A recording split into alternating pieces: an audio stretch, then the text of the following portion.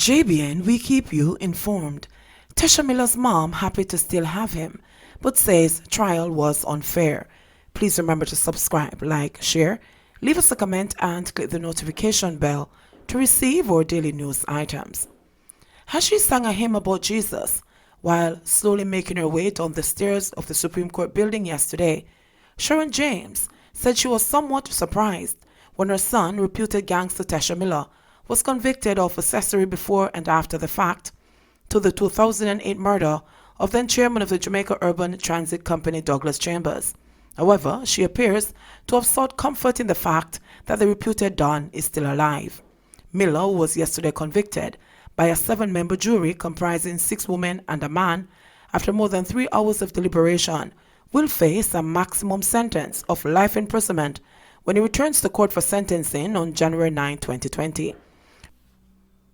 Moments before James' exit, she watched as Miller, clad in a white and blue floral shirt, white pants, and tan shoes, was escorted by members of the police force back to the court's holding area on the ground floor. Speaking to the media at the downtown Kingston-based Home Circuit Court, moments after the verdict was handed down, James described the prosecution of her son as unfairly done. "That's one, and that's it. But I bless Jesus because I have him," she said. "It can't be good, it can't be. Because knowing that, well, life is like this, so it can't be good."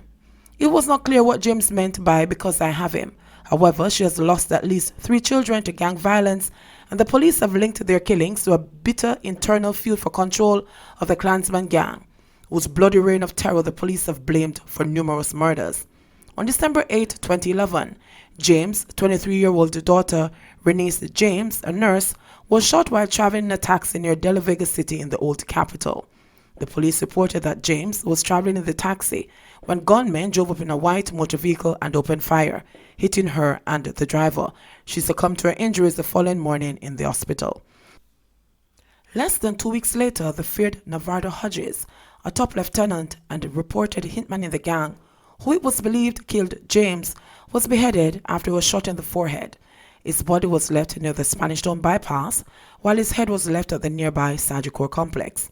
James was to suffer double tragedy in 2015, while the police were also forced to quell rumors that she herself had been shot and killed as the internal gang war raged on.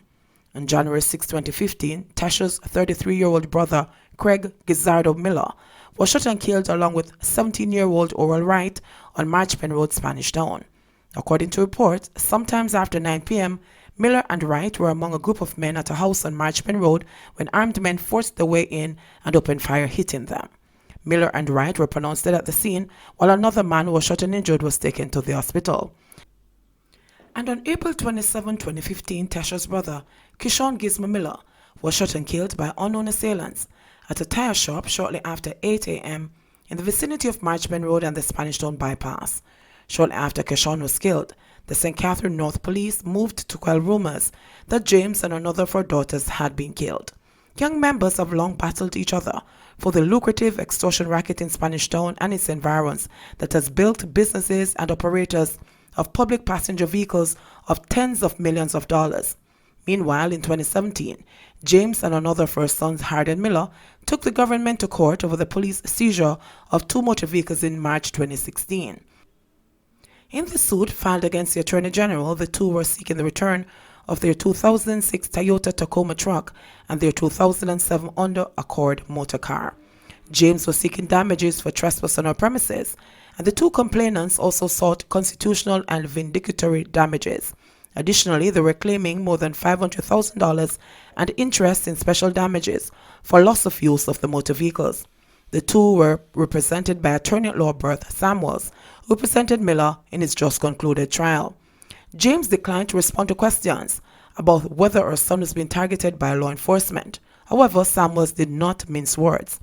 "Every time Mr. Miller is on bail, he has to virtually go into hiding because it's either one thing or the other. The last time I defended him, it was for an offense of $100. That's less than any traffic fine. So he has been hounded, and he has had to be hiding. Not because he is guilty, but when he shows up, there are charges laid on him," the attorney asserted. Samuels also indicated that they have already identified several grounds on which to mount an appeal. Whilst the course of this matter was going on, we have 18 grounds of appeal that we are confident will be very useful in the Court of Appeal. But I'd like to point to the strongest grounds I think we have.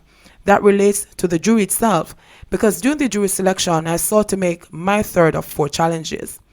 I know I'm entitled to it by law, and I was prevented from doing that from the learned trial judge, who said that I only had 2 preemptive challenges. The law is clear on that matter, that a person who is charged with accessory before the fact is sentenced the same way as the principal. And the law is clear that people who are charged for murder, they have 4 challenges, he said. Meanwhile, Acting Deputy Commissioner of Police Fitz Bailey described the conviction as a vindication of the justice system.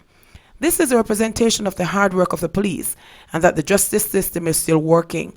Nobody is above the law, and that was proven today, he said. The senior police officer also confirmed that there are other charges pending against Miller. During the trial, which began on November 30, the Crown's witness, a self-proclaimed former member of the Spanish Town-based Klansman gang, said that Miller told him that Chambers' murder was a contract killing. He also identified Miller as the leader of the gang and outlined the hierarchy of the criminal organization in which he was an area leader. The witness, who cannot be named because of a court order, also disclosed that he decided to testify to put an end to the gang violence and extortion taking place in Spanish Town. Miller, however, denied knowing the witness and asserted that he was not involved in the killing.